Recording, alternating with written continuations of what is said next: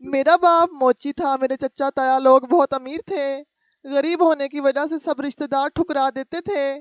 میں نے سب کو بغیر بتائے سی ایس ایس کے امتحان کی تیاری کر کے اس کا پیپر دے دیا اور کامیاب بھی ہو گیا۔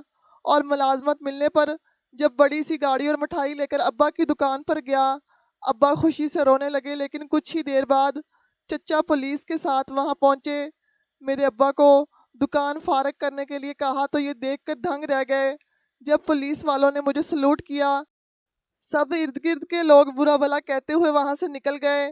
چچا حیرانگی سے مجھے مبارکباد کے لیے گلے لگانے لگے تو میں نیلی بتی والی سرکاری گاڑی جب اس پرانے بازار کے شور میں آ کر رکی تو ہر طرف ایک عجیب سا سناٹا چھا گیا۔ ہر نگاہ اس گاڑی پر جمی ہوئی تھی، جس کے ساتھ پولیس کا پروٹوکول بھی موجود تھا۔ گاڑی کا دروازہ کھلا اور ایک پروکار اور نوجوان افسر اپنی چمکتی ہوئی وردی میں باہر نکلا۔ اس کی نظریں سیدھی سڑک کنارے بنے ہوئے اس پرانے لکڑی کے کھوکھے پر جمی ہوئی تھی، جہاں ایک بوڑھا موچی حیرت اور خوف کے ملے جلے تاثرات کے ساتھ اسے دیکھ رہا تھا۔ وہ نوجوان افسر آہستہ آہستہ چلتا ہوا اس کے قریب گیا اور سب کے سامنے اس میلے کچیلے بوڑھے کے قدموں میں بیٹھ گیا۔ پیچھے کھڑا شکور، جو ابھی تک پولیس والوں کو دھونس دکھا رہا تھا، وہ ہکا بکا رہ گیا کہ اس بڑے افسر نے اس معمولی سے موچی کے پاؤں کیوں چھو لیے ہیں۔ یہ وہ لمحہ تھا جہاں برسوں کی ذلت کا حساب چکتا ہونا تھا، مگر اس عروج تک پہنچنے کا سفر اتنا آسان نہیں تھا جتنا سب کو دکھائی دے رہا تھا۔ لیکن عروج کی داستان کے پیچھے وہ تلخ حقیقتیں اور برسوں کی تذلیل چھپی ہوئی تھی جنہیں سوچ کر آج بھی میری روح کانپ اٹھتی ہے۔ وقت کا پہیہ پیچھے کی طرف گھما اور ہم اس تپتی ہوئی سڑک پر آ کھڑے ہوئے جہاں زندگی کے تلخ حقائق ہمارا استقبال کر رہے تھے۔ سڑک کنارے بنے ہوئے اس بوسیدہ لکڑی کے کھوکھے کے اندر پسینے میں ڈوبا ہوا ایک بوڑھا شخص بڑی مہارت کے ساتھ پرانے جوتوں میں ٹانکے لگا رہا تھا۔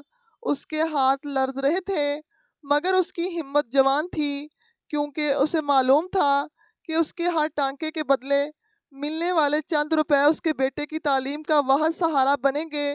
تبھی کالی قیمتی گاڑی وہاں آ کر رکی، جس سے اڑنے والی گرد نے اس بوڑھے کے چہرے کو ڈھانپ لیا۔ گاڑی سے ایک شخص نکلا جس کے لباس اور انداز سے تکبر صاف جھلک رہا تھا۔ یہ شکور تھا جو اپنے سگے بھائی کریم بخش کی غربت سے اس قدر شرمندہ رہتا تھا کہ اسے بھائی ماننا بھی گوارا نہیں کرتا تھا۔ شکور نے اپنی ناک پر قیمتی رومال رکھا اور انتہائی حقارت سے کریم بخش کی طرف دیکھا اور جو احترام میں کھڑا ہونے کی کوشش کر رہا تھا۔ شکور نے زوردار دھکا دے کر اس بوڑھے کو دوبارہ وہیں گرا دیا اور گرجدار آواز میں بولا کہ کریم بخش، میں تمہیں آخری وارننگ دینے آیا ہوں، یہ دکان اور یہ جگہ آج ہی خالی کر دو، ورنہ میں کل یہاں بلڈوزر چلوا دوں گا۔ مجھے شرم آتی ہے یہ بتاتے ہوئے کہ میرا سگا بھائی ایک موچی ہے اور ہمارے خاندان کے نام پر ایک بدنما دھبا ہے۔ تم نے ہماری ناک کٹوا دی ہے۔ اس بازار میں میرے بڑے بڑے بزنس پارٹنر آتے ہیں اور جب وہ دیکھتے ہیں کہ ایک موچی میرا بھائی ہے تو میرا سر شرم سے جھک جاتا ہے۔ کریم بخش نے کانپتے ہاتھوں سے اس کا دامن پکڑنے کی کوشش کی اور گڑ گڑاتے ہوئے کہا کہ صاحب، ابھی میرا بیٹا سلمان پڑھ رہا ہے، اس کی پڑھائی مکمل ہو جائے تو میں خود ہی یہاں سے چلا جاؤں گا۔ مگر شکور نے اسے دھتکار دیا اور پیر پٹکتے ہوئے گاڑی میں جا بیٹھا۔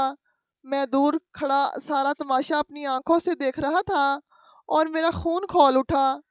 میرا جی چاہتا تھا کہ میں آگے بڑھ کر اس ظالم شخص کا گریبان پکڑ لوں، مگر میں خاموش تھا، کیونکہ میں جانتا تھا کہ ابھی میرے پاس وہ طاقت نہیں ہے جو حق کی آواز کو بلند کر سکے۔ میرا نام سلمان ہے اور میں اسی کریم بخش موچی کا بیٹا ہوں جس نے اپنی پوری زندگی دوسروں کے پھٹے پرانے جوتے مرمت کرتے ہوئے گزار دی تاکہ مجھے ایک باعزت زندگی دے سکیں۔ ہم دو ہی باپ بیٹا تھے۔ میری ماں میرے بچپن کی دھندلی یادوں میں کہیں کھو گئی تھی، جو غربت اور بیماری کی تاب نہ لاتے ہوئے ہمیں تنہا چھوڑ گئی۔ میرے والد صاحب نے مجھے کبھی ماں کی کمی محسوس نہیں ہونے دی۔ وہ سارا دن سڑک کنارے بیٹھ کر گرمی سردی کی پرواہ کیے بغیر کام کرتے تاکہ میں اسکول جا سکوں اور اچھی تعلیم حاصل کر کے ان کا سر فخر سے بلند کر سکوں۔ ہمارے خاندان میں میرے والد کے بھائی یعنی میرے چچا شکور اور تایا بہت امیر کبیر لوگ تھے۔ ان کے بڑے بڑے پلازے اور کاروبار تھے، مگر ان کے دل اتنے ہی چھوٹے تھے۔ انہوں نے دادا کی وفات کے بعد دھوکے سے تمام جائیداد پر قبضہ کر لیا تھا اور میرے والد صاحب کو ان کا جائز حصہ دینے سے صاف انکار کر دیا تھا۔ انہوں نے ہمیں غربت کے اس اندھیرے گڑھے میں دھکیل دیا تھا جہاں سے نکلنے کا راستہ صرف تعلیم تھی۔ میرے والد سادہ لو انسان تھے۔ وہ ہمیشہ کہتے تھے کہ سلمان بیٹا، صبر کا پھل میٹھا ہوتا ہے، اللہ ہمیں دیکھ رہا ہے۔ لیکن میرے تایا اور چچا کو صرف اس بات سے مسئلہ نہیں تھا کہ ہم غریب ہیں، بلکہ انہیں اس بات سے بھی تکلیف تھی کہ ان کا سگا بھائی ان کی عالی شان مارکیٹ کے سامنے ایک چھوٹے سے کھوکھے میں بیٹھ کر موچی کا کام کیوں کرتا ہے۔ انہیں لگتا تھا کہ ان کے امیر دوستوں کے سامنے ان کی عزت خاک میں مل جاتی ہے۔ وہ کئی بار بابا کو سرعام ذلیل کر چکے تھے۔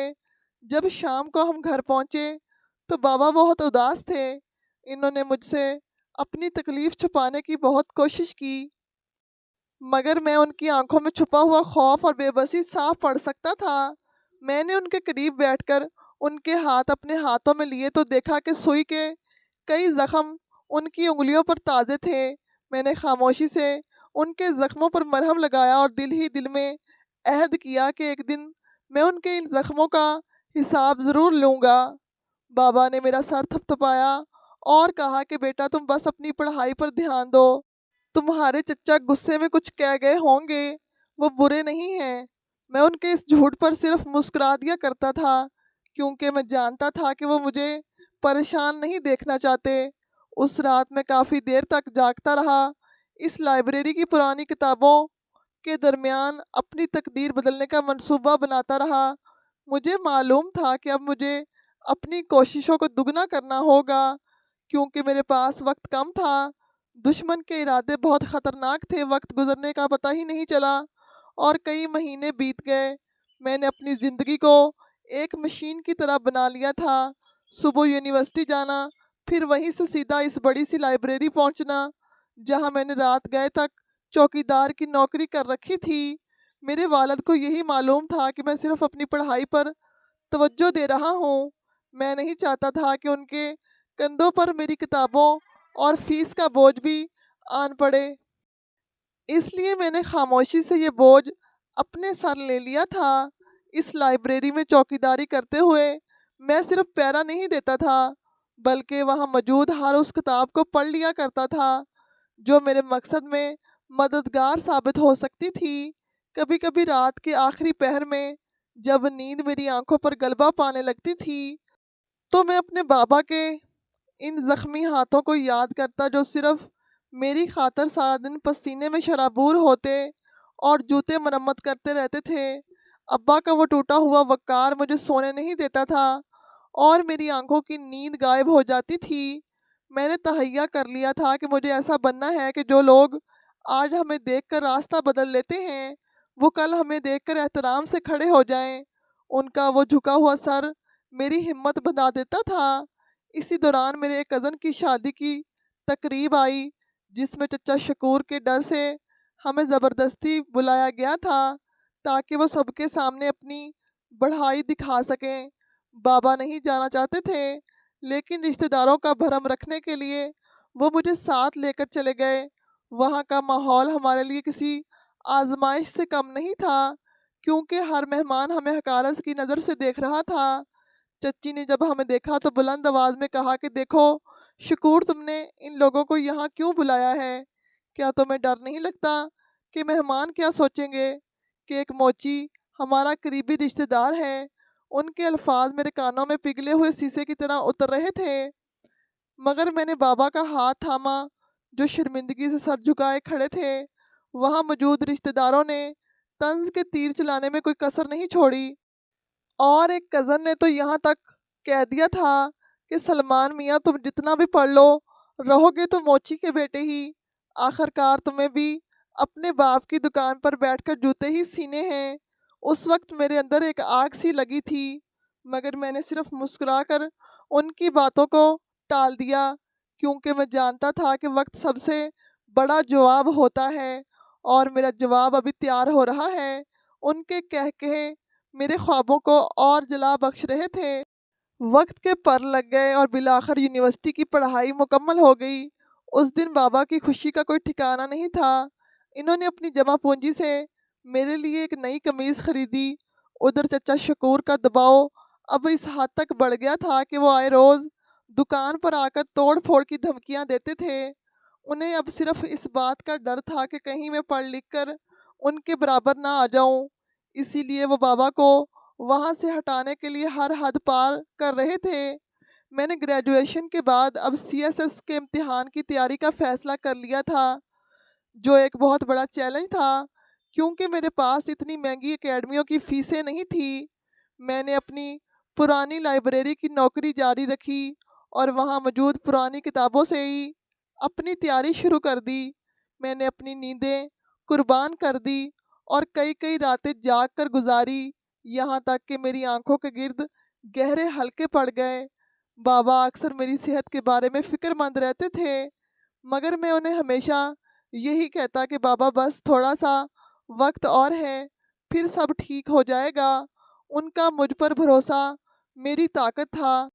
बाबा के लिए सब कर्द खाना अब मेरी ज़िंदगी का वाहिद मकसद बन चुका था। मैंने अपने दिल के तमाम दरवाजे बंद करके सिर्फ अपनी मेहनत पर तवज्जो दी ताकि आने वाले कल हमारे आज से बिल्कुल मुख्तलिफ हो सके। ये लड़ाई मेरी अकेली नहीं थी, बल्कि इन तमाम महरूम तबकों की थी जिन्हें मुआशरा पाँव तले रौंद देता है। हर गुजरता हुआ दिन मेरे इरादों को फुलाद बना रहा था। मैंने कभी हिम्मत हारना नहीं सीखा क्योंकि मेरे सामने वो इंसान था जिसने मेरी खातर अपनी जवानी धूम में जला दी थी। अब बारी मेरी थी कि मैं उनको वो मुकाम दिलाऊं। सीएसएस के इम्तिहान की तैयारी का सफ़र मेरे लिए किसी कठिन आग के दरिया को पार करने जैसा था, क्योंकि मेरे पास ना तो अकेडमियों की रहनुमाई थी और ना ही इंटरनेट जैसी सहूलियात जो आज के तलबा को मैसर होती है। मैंने अपनी ज़िंदगी का हर लम्हा इन पुरानी किताबों के नाम कर दिया जो मैंने लाइब्रेरी से उधार ली थी या फुटपाथ पर लगे हुए पुराने स्टॉल से कौड़ियों के दामों खरीदी थी। मैं अक्सर रात को घर में लगे हुए इस धीमे से बल्ब की रोशनी में पढ़ता रहता, जिसकी थरथराहट मेरी आंखों को थका देती थी, मगर मेरा अज़म कभी नहीं थका। बाबा अक्सर रात को उठकर देखते तो मेरी आंखों में जमी सुर्ख लकीरें देखकर तड़प उठते। वो चुपके से मेरे पास आते और मेरे कंधे पर हाथ रख कर कहते कि सुलेमान बेटा, तुम इतनी मेहनत क्यों कर रहे हो? कोई छोटी मोटी नौकरी कर लो ताकि तुम्हारी जान को सुकून मिले। मैं उन्हें देखकर सिर्फ मुस्कुरा देता था और उनका वो हाथ चूम लिया करता था जिस पर चमड़ा सिलाई करने के निशानात अब मुस्तकिल नक्श हो चुके थे। मैं उन्हें ये कैसे बताता कि मैं उनके लिए एक ऐसा तख्त तैयार कर रहा हूँ जिस पर बैठकर अपनी ज़िंदगी के तमाम महरूमियों को भूल जाएंगे। मैंने अपनी पढ़ाई को एक राज की तरह सीने से लगाए रखा क्योंकि मैं जानता था अगर चचा ताया को ज़रा से भी भिनक पड़ गई तो वो मेरी राह में रुकावटें खड़ी करने में कोई कसर नहीं छोड़ेंगे। मेरी खामोशी ही मेरा सबसे बड़ा हथियार थी और मेरी मेहनत मेरा वो खामोश तूफ़ान जो जल्द ही उनके तकब्बुर के महलों को गिराने वाला था। उधर बाज़ार में हालात बद से बदतर होते जा रहे थे। एक शाम जब मैं यूनिवर्सिटी से वापस आ रहा था तो मैंने देखा कि चचा शकूर एक पुलिस इंस्पेक्टर के साथ बाबा के इस छोटे से खोखे पर खड़े चीख रहे थे। वो इंस्पेक्टर को कह रहे थे कि देखो, ये मोची यहाँ गैर कानूनी तौर पर बैठा है, इस वजह से यहाँ की सफाई और वक़ार मुतासर होता है, उसे यहाँ से फ़ौरन बेदखल करो। बाबा हाथ जोड़कर उस इंस्पेक्टर के सामने खड़े थे और उसे अपनी मजबूरी बता रहे थे कि साहब, मैं तो बरसों से यहाँ बैठकर मेहनत मजदूरी कर रहा हूँ, मैंने कभी किसी का रास्ता नहीं रोका। मगर वो इंस्पेक्टर चचा की दौलत की चमक से अंधा हो चुका था। उसने बाबा को धक्का दिया और उसके जूते सीने वाला पुराना औजार उठाकर सड़क पर फेंक दिया। मैं ये सब देखकर भागता हुआ वहाँ पहुँचा और बाबा को संभाला। मेरा दिल चाह रहा था कि मैं इस इंस्पेक्टर का हाथ पकड़ लूँ, मगर बाबा ने मेरा हाथ ज़ोर से दबा दिया। उनकी आंखों में इल्तिजा थी कि बेटा, अभी वक्त नहीं आया, अभी हमें सहना है। میں نے اپنی مٹھیاں بھینچ لی اور اس انسپیکٹر اور چچا کو ایک ایسی نظر سے دیکھا کہ شاید انہیں برسوں یاد رہتی۔ چچا نے حکارت سے مجھے دیکھا اور کہا کہ دیکھو اس موچی کے شہزادے کو کیسے غصے سے دیکھ رہا ہے۔ ارے جاؤ جا کر اپنے باپ کا کباڑ جمع کرو ورنہ کل یہاں کچھ نہیں بچے گا۔ وہ دونوں کہہ لگاتے ہوئے وہاں سے چلے گئے اور میں اپنے بابا کو زمین پر اپنے اوزار اٹھاتے ہوئے دیکھتا رہا جو آج ایک بار پھر اپنی ہی نظروں میں گر رہے تھے، مگر میں نے عہد کر لیا تھا کہ یہ آخری بار ہے جب کسی نے میرے باپ پر ہاتھ اٹھایا تھا۔ دن ہفتوں میں اور ہفتے مہینوں میں بدلتے گئے اور میرے امتحان کا وقت قریب آ گیا۔ میں نے اپنی نیند کو دن میں صرف 3 گھنٹے تک محدود کر لیا تھا۔ بھوک اور پیاس میرے لیے اب ثانوی حیثیت اختیار کر گئی تھی۔ محلے والے اور قریبی رشتہ دار اب کھلم کھلا میرا مذاق اڑانے لگے تھے۔ جب بھی میں گلی سے گزرتا تو تائی امی اپنی کھڑکی سے آواز لگاتی کہ دیکھو بھائی افسر صاحب جا رہے ہیں، اللہ جانے کون سی کتابیں چاٹ رہا ہے جو اسے زمین پر چلنا بھی بھلا چکی ہیں۔ آخر کار بننا تو اس نے موچی ہی ہے، کیوں اپنے باپ کا پیسہ اور وقت برباد کر رہے ہو؟ ان کی باتیں میرے دل پر نشتر کی طرح لگتی تھی، مگر میں نے کبھی بھی پلٹ کر جواب نہیں دیا، کیونکہ میں نے تہیہ کر رکھا تھا کہ میرا جواب الفاظ کی صورت میں نہیں بلکہ میرے عہدے کی صورت میں آئے گا۔ بابا کو اب لوگ دکان پر بھی تنگ کرنے لگے تھے، کبھی کوئی آ کر ان کی دیوار گرا دیتا تو کبھی کوئی ان کے سامان پر گندگی پھینک دیتا تھا۔ شکور چچا نے اب یہ ٹھیکہ مقامی گنڈوں کو دے دیا تھا کہ وہ بابا کو اتنا ہراساں کرے کہ وہ خود ہی وہاں سے بھاگ جائیں، مگر بابا بھی ہمت کے پہاڑ تھے۔ وہ روز صبح دکان کھولتے اور شام کو صابر اور شاکر ہو کر واپس آ جاتے۔ ان کی اس خاموش ہمت نے مجھے یہ سکھایا کہ کامیابی کے لیے صرف ذہانت نہیں بلکہ برداشت بھی ضروری ہوتی ہے۔ میں نے اپنی تمام تر توانائیاں صرف اپنے مقصد پر مرکوز کر دی تاکہ جب میں میدان میں اتروں تو فتح صرف میری ہو۔ بالآخر وہ دن آن ہی پہنچا جب مجھے امتحان کے لیے روانہ ہونا تھا۔ میرے پاس امتحانی سینٹر تک جانے کے لیے بھی بس کا کرایہ بڑی مشکل سے پورا ہوا۔ بابا نے اپنی جیب سے مڑے تڑے کچھ نوٹ نکالے اور میرے ہاتھ پر رکھ دیے۔ بیٹا میں جانتا ہوں کہ تم کچھ بڑا کرنے جا رہے ہو، اللہ تمہاری محنت کا صلہ ضرور دے گا۔ میں نے ان کے پاؤں چھوئے اور اپنی زندگی کے سب سے بڑے مارکے کے لیے گھر سے نکل پڑا۔ امتحانی سینٹر میں جب میں بیٹھا تو میرے سامنے وہ تمام سال تھے جو میں نے غربت اور تقدیر میں گزارے تھے۔ میرے سامنے وہ تھپڑ تھے جو بابا کو مارے گئے تھے، اور وہ آنسو تھے جو میری ماں نے اپنی بیماری کے دوران بہائے تھے۔ میں نے قلم پکڑا تو میرے ہاتھ لرز رہے تھے، مگر جیسے ہی میں نے پہلا لفظ لکھا میرا اعتماد بحال ہو گیا۔ میں نے اپنا پورا دل اور اپنی پوری روح ان پیپرز میں انڈیل دی۔ مجھے ایسا لگ رہا تھا جیسے میں صرف ایک امتحان نہیں دے رہا بلکہ اپنی اور اپنے باپ کی زندگی کا مقدمہ لڑ رہا ہوں۔ جب میں امتحان دے کر باہر نکلا تو میرا جسم تھکن سے چور تھا، مگر میرے دل میں ایک عجیب سا اطمینان تھا کہ میں نے اپنا کام کر دیا ہے۔ اب نتیجہ اللہ کے ہاتھ میں تھا اور مجھے یقین تھا کہ وہ مظلوم کی پکار ضرور سنتا ہے۔ پیپر کے بعد جب میں گھر پہنچا تو بابا مجھے دیکھ کر مسکرائے اور میں ان کے سینے سے لگ کر جی بھر کر رویا، کیونکہ یہ وہ رونا نہیں تھا جو کسی دکھ کا نہیں بلکہ ایک بڑی جنگ لڑ کر آنے والے سپاہی کے سکون کا تھا۔ امتحان ختم ہونے کے بعد وہ چند مہینے میری زندگی کے مشکل ترین مہینے تھے، کیونکہ اب میری ہر گھڑی بے چینی اور انتظار کی کیفیت میں گزر رہی تھی۔ میں نے دوبارہ لائبریری میں اپنا کام شروع کر دیا کہ گھر کے اخراجات میں بابا کا ہاتھ بٹایا جا سکے، اور ادھر چچا شکور کی دشمنی میں ایک جنون کی شکل اختیار کر چکی تھی۔ وہ آئے دن پولیس کو ساتھ لے کر دکان پر آ دھمکتے اور بابا کو دھمکیاں دیتے کہ اب وقت ختم ہو چکا ہے اور انہیں یہ جگہ خالی کرنی ہوگی۔ بابا پہلے بہت زیادہ کمزور ہو گئے تھے، ان کے چہرے کی جھریاں گہری ہو رہی تھی اور ان کی آنکھوں میں وہ چمک ماند پڑ رہی تھی جو کبھی ان کا خاصا ہوتی تھی۔ مجھے انہیں دیکھ کر بہت دکھ ہوتا تھا کہ وہ جس عمر میں آرام کے مستحق تھے اس عمر میں وہ ایک ظالم شخص کے ہاتھوں ذلیل ہو رہے تھے۔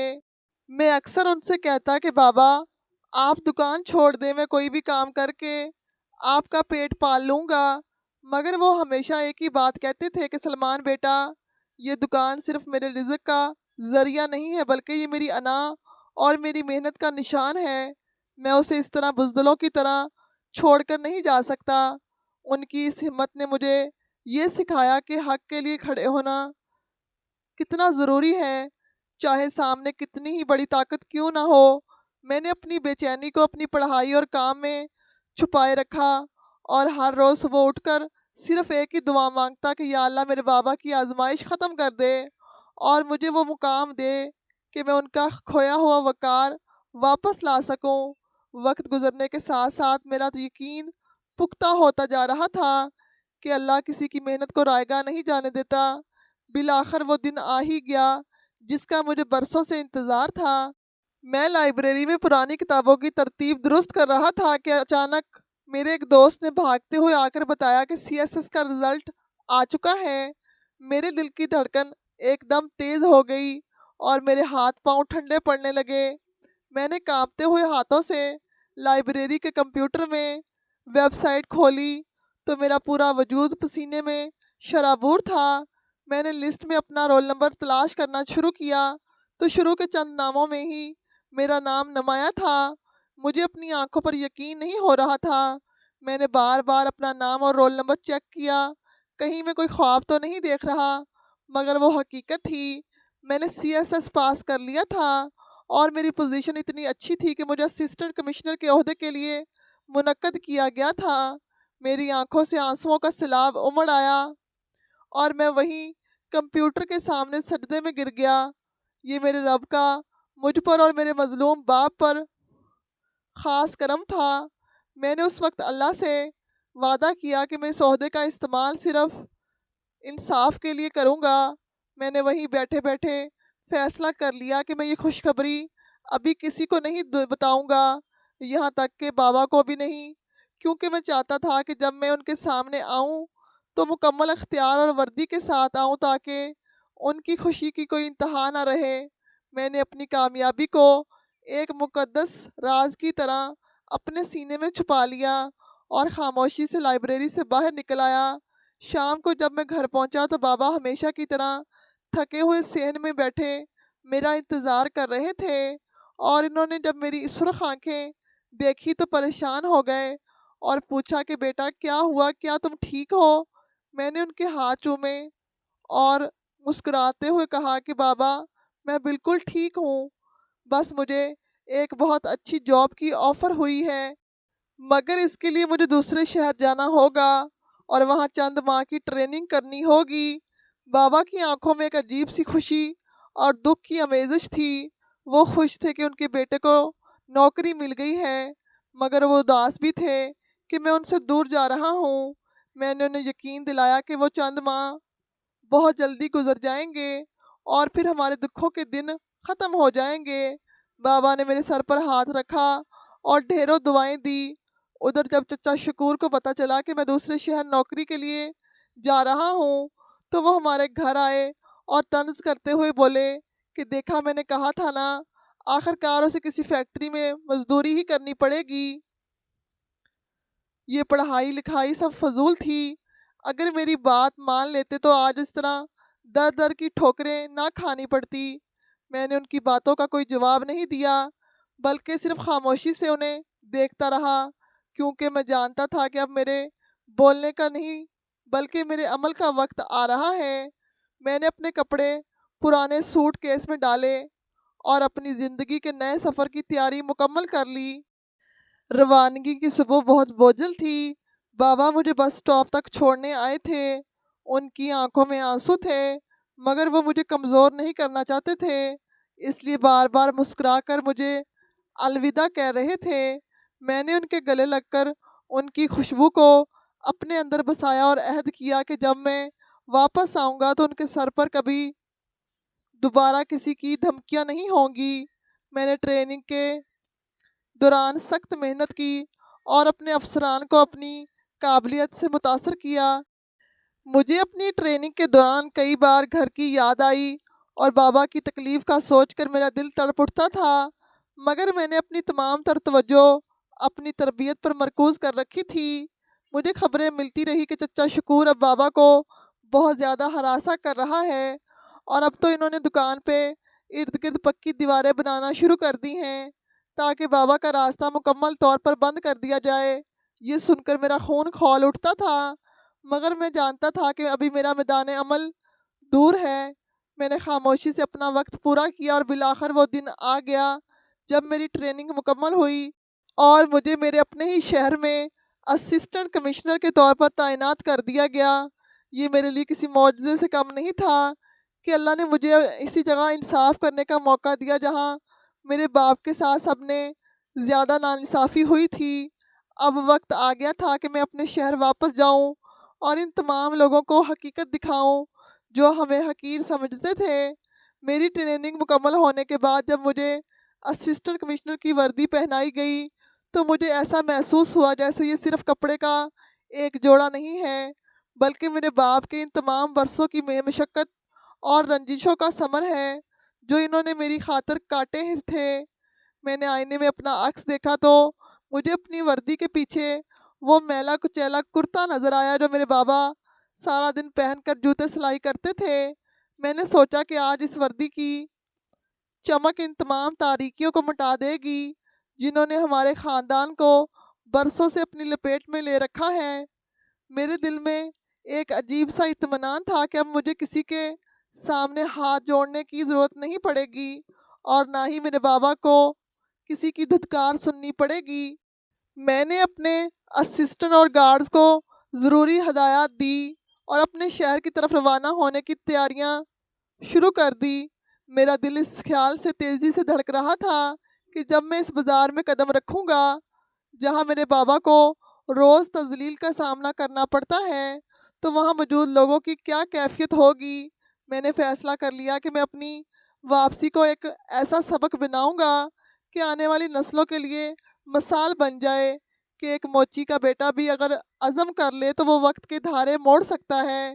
میرے ذہن میں بار بار چچا شکور کا وہ حقارت آمیز لہجہ گونج رہا تھا جب میں انہوں نے بابا کو خاندان پر دھبا کہا تھا۔ اب وقت آ گیا تھا کہ اس دھبے کو وقار کے رنگ سے دھویا جائے۔ ادھر میرے شہر میں حالات بہت سنگین ہو چکے تھے۔ مجھے اپنے ایک پرانے دوست کے ذریعے معلوم ہوا کہ چچا شکور نے اب صبر کا دامن ہاتھ سے چھوڑ دیا ہے اور وہ کسی بھی قیمت پر اس جگہ پر قبضہ کرنا چاہتے ہیں۔ انہوں نے مقامی پولیس اسٹیشن میں بھاری رشوت دے کر یہ طے کر لیا تھا کہ اس ہفتے کے آخر تک کریم بخش کا کھوکھا وہاں سے ہٹا دیا جائے گا۔ بابا اکیلے اس طوفان کا مقابلہ کر رہے تھے۔ وہ روز صبح دکان پر جاتے اور وہاں موجود گنڈوں کی گالیاں اور دھمکیاں سنتے، مگر ان کا قدم نہیں ڈگمگاتا تھا۔ شکور چچا نے تو اب یہاں تک کہہ دیا تھا کہ اگر کریم بخش نے شرافت سے جگہ خالی نہ کی تو وہ وہاں بلڈوزر چلوا دے گا اور بابا کو کسی جھوٹے مقدمے میں جیل بھجوا دیں گے۔ بابا نے جب یہ سنا تو وہ اندر سے ٹوٹ گئے تھے، مگر انہوں نے مجھے فون پر کچھ نہیں بتایا۔ اب بھی یہی سمجھتے تھے کہ میں کسی دوسرے شہر میں پرائیویٹ نوکری کر رہا ہوں اور وہ میری توجہ ہٹانا نہیں چاہتے تھے۔ بابا کی یہ قربانیاں اور ان کا یہ آثار میرے لیے وہ ایندھن تھا جس نے میری کامیابی کی آگ کو کبھی ٹھنڈا نہیں ہونے دیا۔ میں نے اپنے ڈرائیور سے کہا کہ گاڑی کی رفتار بڑھا دے کیونکہ مجھے لگ رہا تھا کہ میرے باپ کی ہمت جواب دینے والی ہے اور مجھے وہاں پر بروقت پہنچنا ہے۔ میں جب اپنے شہر کی حدود میں داخل ہوا تو میں نے براہ راست گھر جانے کی بجائے اپنے دفتر جانے کا فیصلہ کیا تاکہ میں تمام قانونی کارروائی مکمل کر سکوں۔ میں نے دیکھا کہ میرے شہر کے لوگ ابھی اسی طرح اپنی زندگیوں میں مگن تھے۔ انہیں علم نہیں تھا کہ آج اس شہر کی تقدیر بدلنے والی ہے۔ میں نے اپنے عملے سے ملاقات کی اور ان سے اس بازار کے بارے میں معلومات حاصل کی جہاں بابا کی دکان تھی۔ مجھے پتہ چلا کہ وہاں واقعی ایک بااثر مافیا سرگرم ہے جو غریب دکانداروں کو ہراساں کر رہا ہے، اور اس مافیا کا سرگنا میرا اپنا چچا شکور تھا۔ یہ سن کر مجھے دکھ تو ہوا مگر میرا حوصلہ اور بڑھ گیا کہ اب مجھے نہ صرف اپنے باپ کا بدلہ لینا ہے بلکہ ان تمام غریبوں کو بھی تحفظ فراہم کرنا ہے جو ان ظالموں کے ہتھے چڑھے ہوئے ہیں۔ میں نے اپنے سٹاف کو ہدایت کی کہ کل صبح 9 بجے ہم اس بازار کا دورہ کریں گے اور تمام غیر قانونی تجاوزات اور قبضوں کے خلاف ایکشن لیں گے۔ میں نے اپنا نام ابھی تک عام نہیں کیا تھا تاکہ میرا سرپرائز خراب نہ ہو جائے۔ رات بھر میں سو نہ سکا۔ میں بار بار اپنے بابا کے بارے میں سوچ رہا تھا کہ وہ اس وقت کس حال میں ہوں گے اور کل جب وہ مجھے اپنے سامنے ایک طاقتور افسر کے روپ میں دیکھیں گے تو ان کے دل پر کیا گزرے گی۔ دوسری طرف اس رات چچا شکور کے گھر میں جشن کا سماں تھا۔ وہ اپنے تایا اور دیگر رشتہ داروں کے ساتھ بیٹھے منصوبہ بندی کر رہے تھے کہ کل کیسے کریم بخش کو وہاں سے ہمیشہ کے لیے نکال باہر کرنا ہے۔ وہ کہہ رہے تھے کہ کل کا سورج اس موچی کے لیے آخری ہوگا اور اس کے بعد یہاں ہمارا عظیم الشان پلازا کھڑا ہوگا۔ ان کے کہکے آسمان کو چھو رہے تھے اور وہ اپنی طاقت کے نشے میں اتنے چور تھے کہ انہیں احساس نہیں تھا کہ اللہ کی لاٹھی بے آواز ہوتی ہے۔ بابا اس وقت اپنے چھوٹے سے کمرے میں مصلے پر بیٹھے اللہ سے رو رو کر دعا مانگ رہے تھے کہ یا اللہ میری لاج رکھ لینا، میرے بھائیوں کے سامنے اس عمر میں رسوا نہ کرنا۔ ان کی سسکیاں دیواروں سے ٹکرا رہی تھی مگر ان کا ایمان اب بھی کمزور نہیں ہوا تھا۔ وہ جانتے تھے کہ ان کا بیٹا سلمان ان کا فخر ہے، چاہے وہ کسی بھی حال میں ہو۔ انہیں مجھ پر پورا بھروسہ تھا کہ میں ان کا نام روشن کروں گا، مگر انہیں یہ اندازہ نہیں تھا کہ ان کی دعائیں اتنی جلدی قبول ہو جائیں گی اور کل کی صبح ان کی زندگی کی سب سے روشن صبح ثابت ہوگی جہاں اندھیرے ہمیشہ کے لیے ختم ہونے والے تھے۔ اگلی صبح میں نے وقت سے پہلے ہی اپنی وردی پہن لی۔ میں نے اپنے سینے پر لگے ہوئے تمام گھاؤ اور اپنے کندھوں پر لگے ہوئے ستاروں کو دیکھا تو مجھے اپنی ماں کی یاد آئی جن کا خواب تھا کہ ان کا بیٹا بڑا آدمی بنے۔ میں نے اپنی ٹوپی سر پر رکھی اور پورے وقار کے ساتھ اپنے دفتر سے باہر نکلا جہاں سرکاری گاڑیوں کا ایک طویل قافلہ میرا منتظر تھا۔ پولیس کی گاڑیاں اور میونسپل کمیٹی کا عملہ میرے ساتھ تھا۔ میں نے ڈرائیور کو حکم دیا کہ سیدھا اس پرانے بازار کی طرف چلو جہاں برسوں سے ایک موچی انصاف کا منتظر ہے۔ راستے میں لوگوں نے جب اس بڑے پروٹوکول کو دیکھا تو وہ حیران رہ گئے کہ آج اس شہر میں کون سا بڑا افسر آ گیا ہے۔ میری نظریں سڑک کے مناظر پر نہیں تھی بلکہ میرے ذہن میں وہ منظر چل رہا تھا جب میں نے بچپن میں اپنے باپ کو روتے ہوئے دیکھا تھا۔ میں نے اپنے ہاتھوں کی مٹھیاں بھینچ لی اور دل میں کہا کہ بابا بس تھوڑی دیر اور آپ کا سلمان آ رہا ہے، آپ کی تمام تکلیفوں کا حساب لینے اور آپ کو وہ مقام دلانے جس کے آپ حقدار ہیں۔ یہ سفر چند کلومیٹر کا تھا مگر میرے لیے یہ برسوں کی مسافت لگ رہا تھا۔ جواب ختم ہونے کے قریب تھا جب سرکاری گاڑیوں کو قافلہ اس بازار میں آ کر رکا تو ہر طرف ایک عجیب سا سناٹا چھا گیا۔ میں نے گاڑی کا دروازہ کھولا اور باہر نکل آیا۔ میری نظریں صرف اس لکڑی کے پرانے کھوکے پر جمی ہوئی تھی جہاں میرے بابا بیٹھے ایک جوتے کو سلائی کر رہے تھے۔ شکور چچا جو وہاں پولیس والوں کے ساتھ کھڑے تھے مجھے پہچانے بغیر میری طرف دوڑ آئے۔ ان کے چہرے پر وہی پرانی عیاری اور خوشامد تھی جو وہ ہمیشہ بااثر لوگوں کے سامنے دکھاتے تھے۔ وہ میرے قریب آ کر ہاتھ باندھ کر کھڑے ہو گئے اور کہنے لگے کہ جناب آپ کا بہت شکریہ کہ آپ یہاں تشریف لائے۔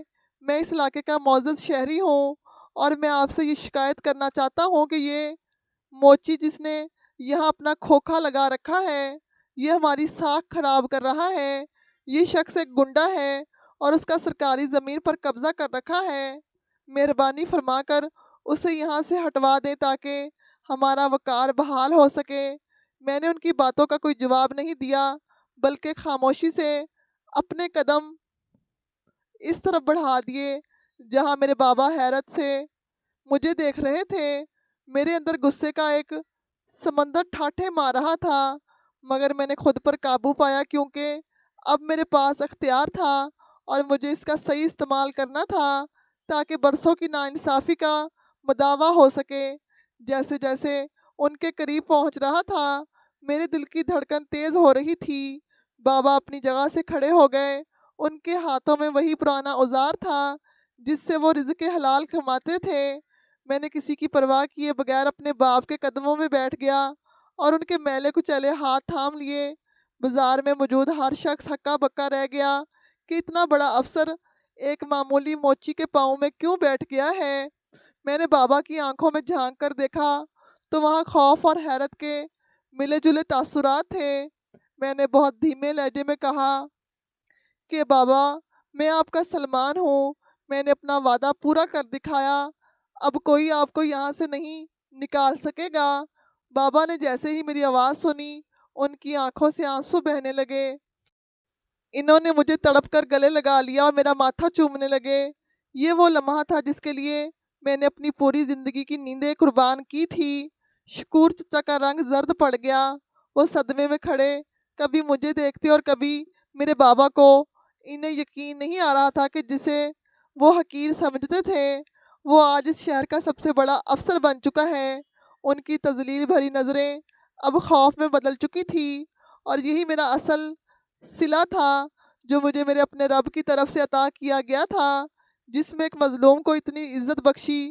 انسپیکٹر جو وہاں موجود تھا اس نے فوراً آگے بڑھ کر مجھے سلوٹ کیا اور اپنی صفائیاں پیش کرنے لگا۔ میں نے بابا کا ہاتھ چھوڑا اور مڑ کر چچا شکور کی طرف دیکھا۔ میری نظروں میں وہ غصہ تھا کہ وہ فوراً نظریں جھکا گئے۔ انہوں نے لجاجت سے کہا کہ سلمان بیٹا، میں تو مذاق کر رہا تھا کہ تم تو میرے اپنے خون ہو، آخر ہم ایک ہی خاندان سے ہیں۔ میں نے ان کا جملہ ادھورا چھوڑتے ہوئے کہا کہ مسٹر شکور، رشتہ اور خون کی پہچان برے وقت میں ہوتی ہے۔ آپ نے تو رشتہ اسی دن ختم کر دیا تھا جب آپ نے اپنے بھائی کو ذلیل کیا تھا۔ آج میں یہاں ایک افسر کی حیثیت سے انصاف کرنے آیا ہوں۔ میں نے انسپیکٹر کو حکم دیا کہ ان تمام لوگوں کو گرفتار کر لیا جائے جو ایک شریف شہری کو تنگ کر رہے تھے۔ شکور چچا کے ہاتھ پاؤں پھول گئے اور وہ گڑ گڑانے لگے، مگر پولیس انہیں گاڑی کی طرف لے گئی۔ میں نے بابا کو بہت عزت کے ساتھ اپنی گاڑی میں بٹھایا اور وہاں سے روانہ ہو گیا۔ بابا کا چہرہ فخر سے چمک رہا تھا اور مجھے محسوس ہوا کہ آج برسوں کی ذلت کا بوجھ میرے کندھوں سے اتر گیا ہے۔ اب ہماری زندگی کا ایک نیا اور پروکار باب شروع ہونے والا تھا، جہاں کوئی ہمیں حقارت سے نہیں دیکھ سکے گا اور ہم اپنی محنت کے بل بوتے پر ایک نئی پہچان کے ساتھ جی سکیں گے۔ سرکاری بنگلے کی دہلیز پر جب بابا نے قدم رکھا تو ان کے پاؤں کی لرزش مجھے بتا رہی تھی کہ یہ سفر کتنا طویل تھا۔ اگر میری ماں آج زندہ ہوتی تو شاید ان کی آنکھوں کی چمک کائنات کے تمام چراغوں کو مات دے دیتی۔ بابا خاموشی سے اپنے نئے کمرے کے کونے میں بیٹھ گئے، جیسے وہ ابھی تک اس بڑی تبدیلی کو اپنے اندر جذب کرنے کی کوشش کر رہے ہوں۔ میں نے ان کے قدموں میں بیٹھ کر ان کا ہاتھ تھاما تو انہوں نے دھیرے سے کہا کہ سلمان بیٹا، یہ نرم بستر اور یہ ٹھنڈی ہوائیں مجھے سڑک کی دھول سے زیادہ بھاری لگ رہی ہیں، جہاں میں نے اپنی پوری زندگی گزاری ہے۔ مجھے ڈر ہے کہ کہیں یہ آسائش ہمیں وہ دکھ نہ بھلا دیں جنہوں نے ہمیں یہاں تک پہنچایا ہے۔ میں نے ان کا ہاتھ چومتے ہوئے یقین دلایا کہ بابا، یہ مقام آپ کی دعاؤں کا ثمر ہے اور میں آپ کو کبھی وہ پرانا وقت بھولنے نہیں دوں گا، کیونکہ وہی ہماری اصل طاقت ہے۔ میں نے دیکھا کہ ان کے چہرے پر ایک عجیب سا اطمینان تھا، جیسے برسوں کا کوئی بوجھ ان کے سینے سے اچانک اتر گیا ہو۔ اب ہمیں کسی کے دھکے یا گالی کا خوف نہیں تھا، بلکہ اب ہم خود اپنی تقدیر کے مالک بن چکے تھے۔ یہ احساس ہی ہمارے لیے سب سے بڑی دولت تھی اور یہی میری زندگی کا اصل حاصل تھا۔ 2 ہفتے گزرنے کے بعد جب حالات تھوڑے معمول پر آئے تو ایک دن تایا ابو اور ان کے گھر والے انتہائی عاجزی کے ساتھ ہمارے بنگلے پر آئے۔ یہ وہی لوگ تھے جو کبھی ہمارے گھر کا سایہ بھی خود پر پڑنا گوارا نہیں کرتے تھے۔ شکور چچا پولیس کارروائی کے بعد اب بہت سہلائے ہوئے تھے اور اب ان کے چہرے پر وہ پرانا تکبر بالکل بھی نہیں تھا۔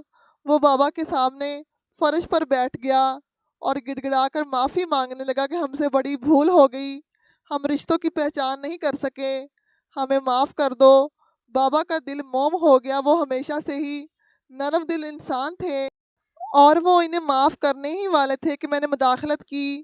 میں نے انتہائی سرد لہجے میں کہا کہ معافی صرف ان غلطیوں کی ہوتی ہے جو نادانی میں کی جائیں، لیکن آپ لوگوں نے تو شعوری طور پر ایک غریب بھائی کی تذلیل کی تھی۔ آپ کو معاف تو دور کی بات، دوبارہ مقام اور قربت نہیں دی جا سکتی جو آپ اپنی زبان کے زہر سے کھو بیٹھے ہیں۔ رشتوں کی دیوار میں جو دراڑ آپ نے ڈالی تھی وہ اب کبھی نہیں بھر سکتی، اس لیے بہتر یہی ہے کہ آپ اپنے راستے پر رہیں اور ہمیں اپنے حال پر چھوڑ دیں۔ میں نے انہیں صاف بتا دیا کہ میرے لیے میرے باپ کی آنکھ کا ایک آنسو بھی ان کی تمام عمر کے پچھتاوے سے زیادہ قیمتی ہے۔ وہ سب شرمندگی کے عالم میں وہاں سے رخصت ہو گئے اور مجھے پہلی بار احساس ہوا کہ اصلی بدلہ انتقام نہیں بلکہ اپنی کامیابی سے سامنے والے کو اس کی اوقات دکھانا ہوتا ہے۔ جہاں وہ آپ سے بات کرنے کو بھی ترس جائیں۔ 3 مہینے بیت گئے اور میں نے اپنے فرائض کی ادائیگی میں دن رات ایک کر دیے۔ میں ہر اس سائل کی بات توجہ سے سنتا تھا جس کے کپڑوں پر پیوند لگے ہوتے، کیونکہ مجھے ان میں اپنا ماضی نظر آتا تھا۔ ایک شام میں نے دیکھا کہ بابا گھر کے پچھلے حصے میں اپنے وہی پرانے اوزار نکالے بیٹھے ہیں اور اپنے ایک پرانے جوتے کو ٹھیک کر رہے ہیں۔ میں نے حیرت سے پوچھا کہ بابا، اب آپ کو یہ سب کرنے کی کیا ضرورت ہے؟ یہاں تو درجنوں ملازم آپ کی خدمت کے لیے موجود ہیں۔